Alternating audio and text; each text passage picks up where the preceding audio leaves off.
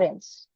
So now earlier it didn't know that what are the 5 different satellites I have, what altitudes are they operating at. Now it knows my thresholds, it knows what kind of satellites I have. So this all the context has come from Claude.md. Before Claude.md, when it was empty, this was what it was assuming. So it was making educated guesses, wherein whatever it could probably understand from my project folder, it gave me that information.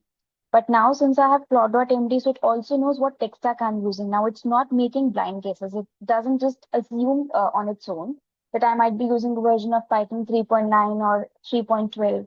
It knows I'm using the version of Python which is 3.11, what frameworks I'm using for testing purposes, what are the features inside of it, what are the thresholds of it, how does it has to handle the negative temperatures. It now knows everything.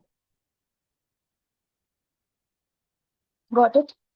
So this is something which has come from Claude.md.